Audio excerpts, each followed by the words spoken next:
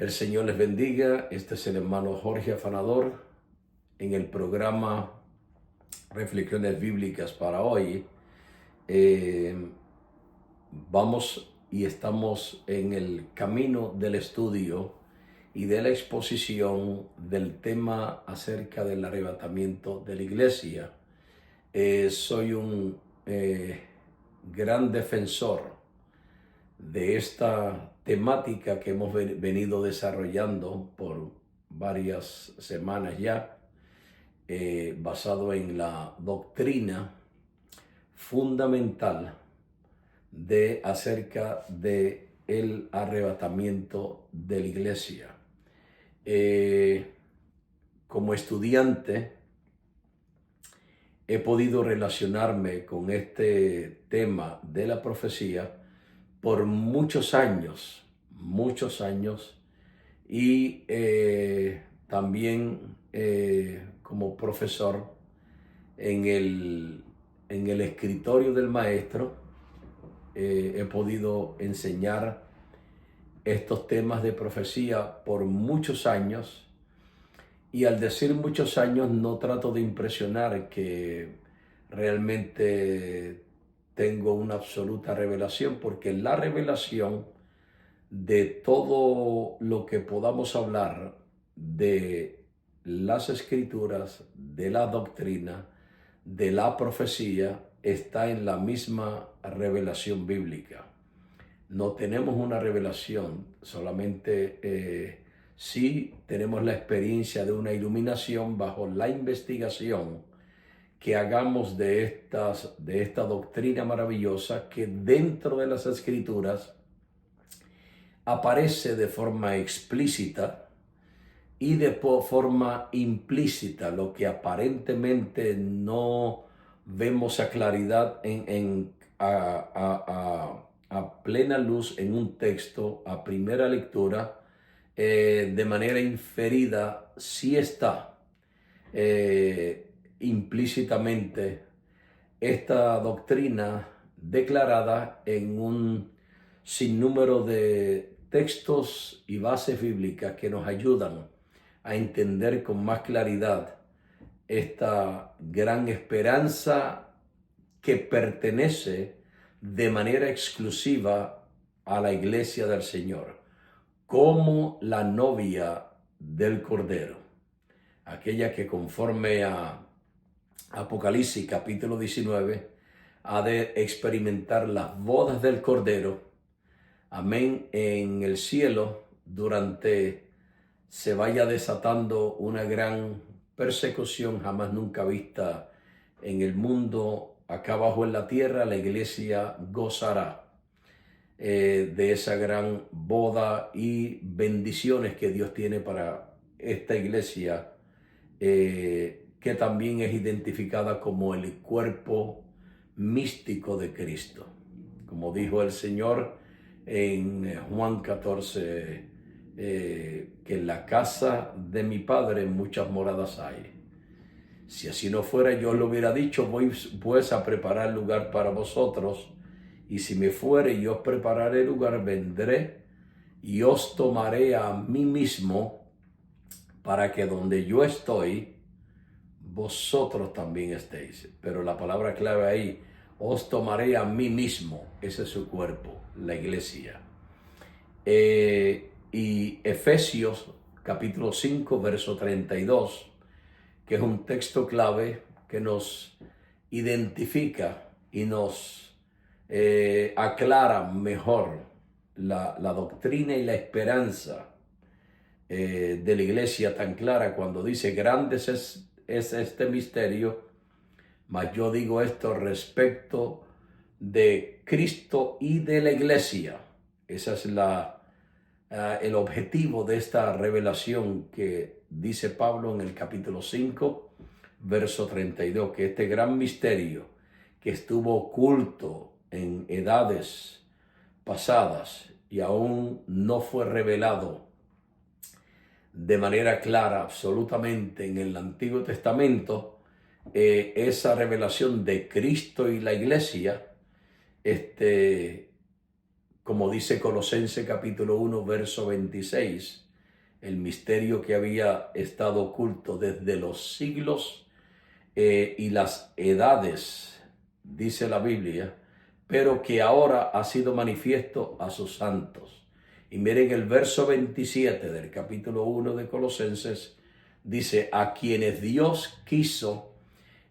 dar a conocer las riquezas, dice, de la gloria de este misterio entre los gentiles, que es Cristo en vosotros, la esperanza de gloria, hermano. Esta esperanza. Y este gran misterio se consume dentro del marco del tiempo y la historia, según Hechos capítulo 2, donde ese gran misterio, como dijo el apóstol Pablo, que le fue revelado a él, ese misterio, a ninguno más de los apóstoles, tan claro como a él, cuando de dos pueblos Dios hizo un solo pueblo, llamado la Iglesia del Señor. La Iglesia es la Iglesia e Israel es Israel. Antes que se formase la Iglesia, antes que naciera la Iglesia visiblemente, ya Israel había existido por varios milenios, porque así Dios lo designó dentro del plan y, si me permiten usar la expresión, dispensacional, o dentro del plan de las edades, donde Dios escogió a Israel como el primer pueblo en la historia. Lo llamó pueblo en la historia y lo llamó pueblo escogido.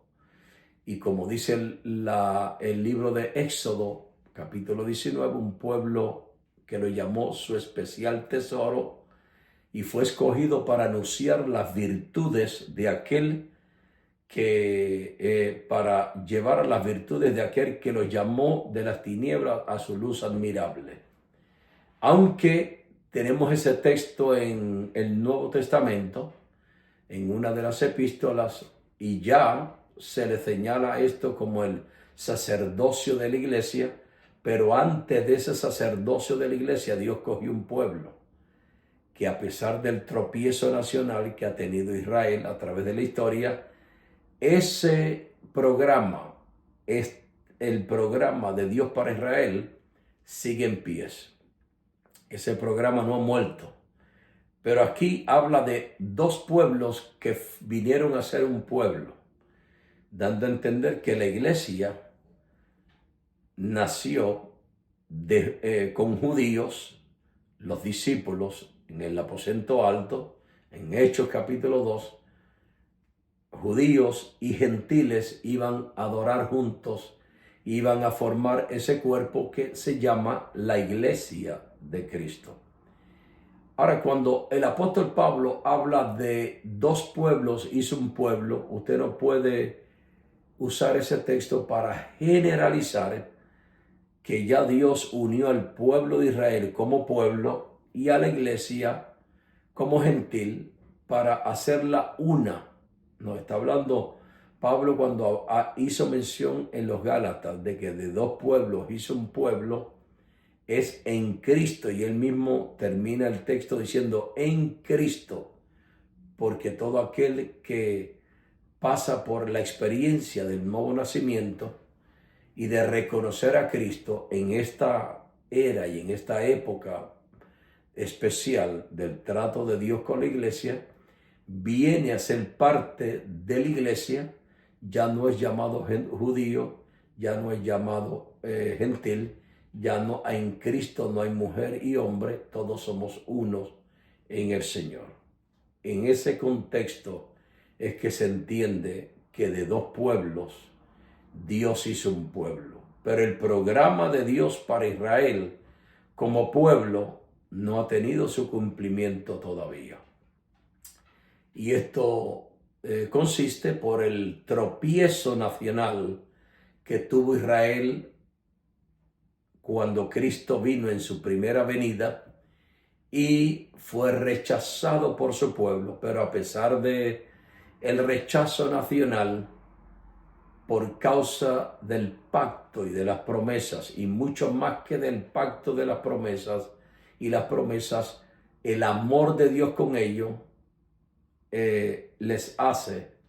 que todavía Dios tiene un programa que no ha sido consumido para Israel y su nación y su futuro de una vez y por todas. Pero estamos hablando de la iglesia. Esto es un preludio, ¿no? De lo que, o una introducción, un prefacio, diríamos, para que vayamos entendiendo que en la profecía existen y han nacido y ha surgido tantas escuelas de pensamiento, hermano, que cada cual pues tiene una forma de ver la escritura, pero hay reglas y hay normas y principios en las escrituras que nos ayudan a mejor encaminarnos, y como lo hemos mencionado anteriormente, existen escuelas y siempre que hay, nos referimos al tema profético de la Biblia y sobre este género de profecías, nos encontramos con diferentes corrientes teológicas, filosóficas, que en el camino del estudio unas se aciertan al contenido bíblico, se ajustan al contexto bíblico, y otras se alejan demasiado. Y a causa de esto se crea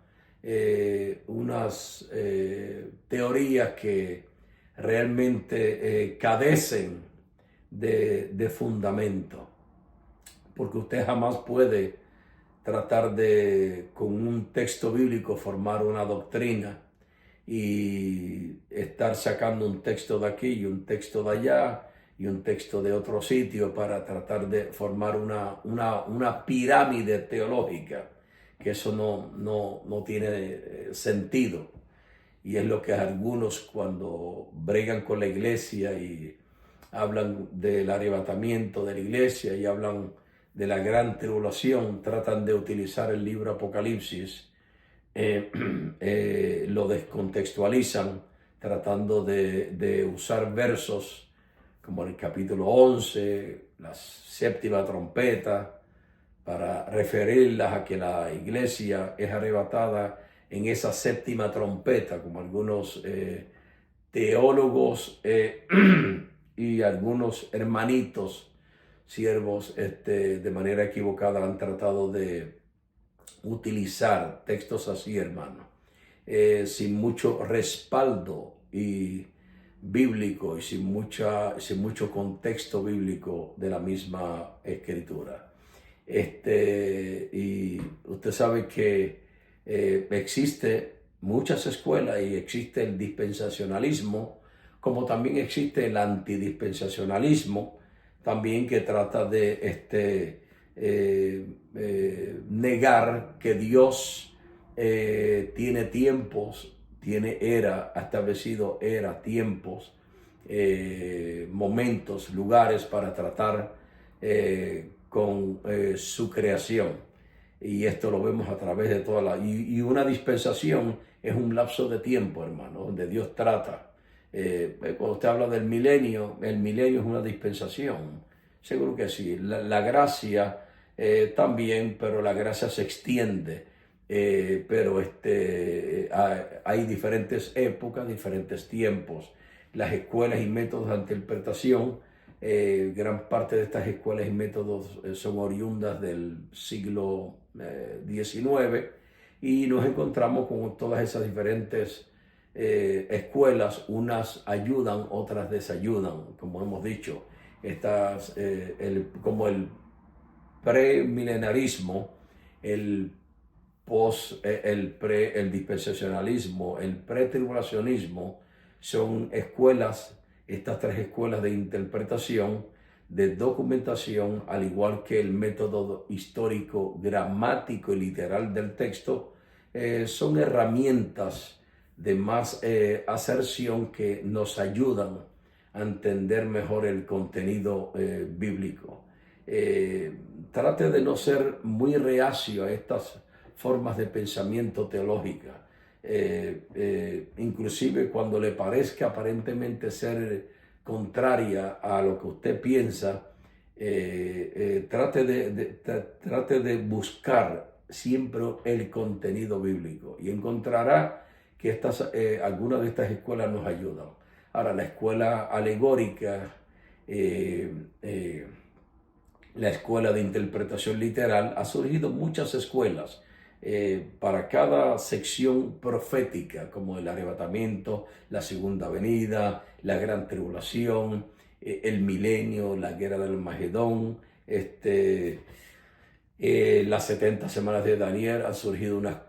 4 o 5 escuelas de pensamiento. Unas dicen que esta escuela, las 70 semanas comenzaron tal año, otras tal año, y hay que buscar exactamente con el tema de la escritura, sobre todo, dónde encaja realmente estas escuelas de interpretación que se acercan más al contenido escritural, gramático, literal del texto, hermano. Porque han habido pensadores y reformadores, y no estamos en contra de los reformadores. La teología reformada ha contribuido a una elaboración de información y de exposiciones teológicas muy buenas, pero en otras áreas, como lo es la profecía, los reformadores, muchos pues se han salido fuera del contenido de la interpretación histórico, gramático y literal del texto. Ahora, algunas de estas bases y escuelas de interpretación han llegado a ser una motivación y un empuje para una percepción más análoga al contenido profético de las Escrituras, así como las doctrinas de la fe fueron sistematizadas, quedando oficialmente sistematizadas en una declaración oficial por la Iglesia en asamblea en los siglos III y IV. La Iglesia, la doctrina de la Iglesia en los primeros siglos no había sido formulada de manera teológica, pero sí de manera inconfundible. Ya estaba arraigada en la fe de la Iglesia desde los inicios de la misma, y la misma implicaba el reconocer, por ejemplo, en este caso al Padre, la aceptación del Hijo y la presencia total y mística del Espíritu Santo, y la doctrina trimembres, antes de ser formulada en un credo, formulada escritural, sistematizadamente, ya se practicaba con lo dicho por Jesús aún en Mateo capítulo 28, verso 19. O sea, las diferentes corrientes de la época del primer siglo, con el permiso, estamos un poquito afectados, estamos tomando té, estamos afectados un poco de la garganta y estamos tomando algo caliente. Primero, las corrientes de la época del primer siglo hasta el tercero llovieron como granizo, alguien dijo, corrientes pseudo-cristológicas, corrientes pseudo-neumatológicas de la época, que hoy desfilan con otros nombres, y es como alguien prefigurativamente dijo, el mismo perro con diferentes collares. Permíteme, me excuso si esa expresión pueda caer un poquito fuerte a alguna persona de contexto cultural diferente, pero existen básicamente dos que hay, aunque hay muchas otras al respecto, por el presente la teología reformada y el antidispensacionalismo, que han sido dos corrientes que han resistido y han hecho crítica, inclusive el movimiento pentecostal. No tenemos preferencia de ninguno, pero el movimiento pentecostal, y no solo este, sino que piensan que el tema de la doctrina del arrebatamiento, que la iglesia evangélica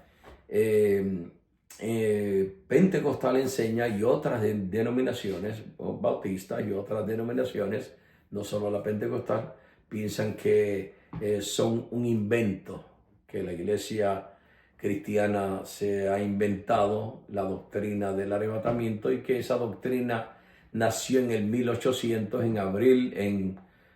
Port Glasgow, la ciudad de Irlanda, hermano, por una joven de 15 años, Margaret, quien dice recibió una revelación de que la segunda venida de Cristo tendría dos etapas. Hermano, mire, la revelación no nació como doctrina en la mente de esta joven que haya tenido la revelación que haya tenido, o la doctrina o lo que haya enseñado John Darby. Por eso dijimos que John Darby elaboró el pensamiento teológico de acuerdo con las escrituras, llegando a una conclusión bíblico-teológica, y vio y creyó en una restauración y en una salvación futura para Israel nacional, y encontró que escrituralmente había una diferencia, que es lo que mucha gente y muchos antidispensacionalistas y otros reformistas no quieren ver, que entre Israel y la iglesia hay una gran diferencia. Hay que estar más que ciego, porque las escrituras hablan de Israel como pueblo de Dios, escogido en el Antiguo Testamento, nacido bajo promesas y pactos, y la iglesia que nace físicamente en Hechos capítulo 2, y los gentiles también, que nos dan las información en Daniel capítulo 2. Capítulo 2, Daniel capítulo 7. Una profecía que se debe de estudiar para entender mejor el plan de Dios dispensacional con Israel, los gentiles y la iglesia en el futuro, hermano. John Darby, basado en la escritura, entendió que Israel disfrutaba o disfrutaría de unas bendiciones terrenales muy diferentes a la iglesia. Vamos a dejarlo hasta aquí en este primer programa. Por favor, hermano, suscríbase, y sobre todo dele like, pero suscríbase para seguir trayendo la información, y usted tenga lo primero que saquemos al día. Vamos a estar bregando con las 70 semanas ya en 1 o 2 programas más. Vamos a ir terminando este tema en síntesis, como lo venimos llevando, porque hay mucha información al respecto, hermano. Mire, después que documentemos el tema del arrebatamiento, hay que considerar la resurrección o las resurrecciones que habrán en el arrebatamiento, y las diferencias que hay, cuántas resurrecciones hay,